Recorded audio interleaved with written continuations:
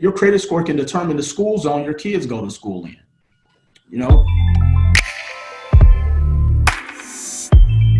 When you're running a business, you're essentially half of the time scratching your own itch. And it sounded that you realized that having a good credit would, or let's say having poor credit limited you for your surviving needs, from living in an apartment to insurance. And I want to dive a little bit deep about that and take a step back, because I don't want that to I think sometimes we're not educated about it, which you preach a lot about, but we don't even realize the impact that a credit score can have, whether you're an employee, an entrepreneur like you were. So do you want to bring that back out to light? Because I know you've covered a lot about that, and I want to take a step back on the survival point. That's really important to bring out.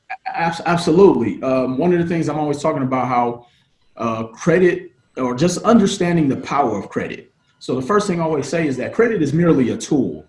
I think that a lot of times we've been done a disservice because we've been taught, and we have gurus and pundits who tell you that credit is bad and it's evil. And I tell people, first of all, it's not for everybody. Everything isn't for everybody. And I get that. But for those who need tools to survive in life, it can be a great instrument for you. No different than if you're a contractor, you need tools. If you're a barber or a hairstylist, you need tools. And so credit is that tool. One, your credit score can determine the school zone your kids go to school in.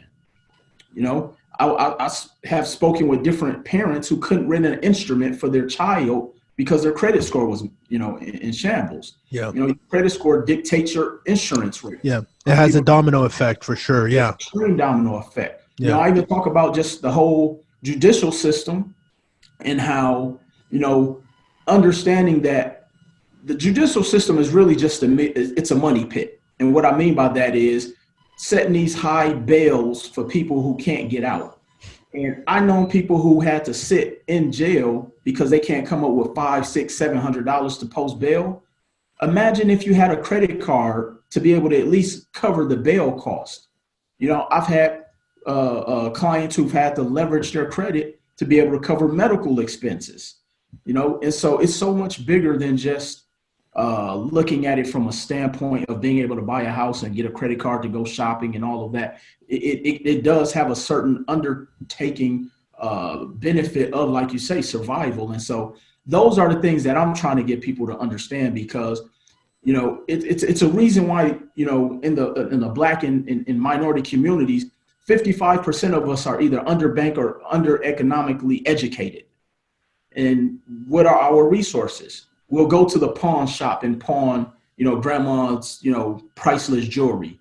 We'll go to the payday loan store and take out a high interest 3,000 to 1,000% payday loan. And so by not understanding these things, they're preying on the lack of information and education of our financial literacy. So it is life or death for us. Yeah. And that's really how I like to educate people on that.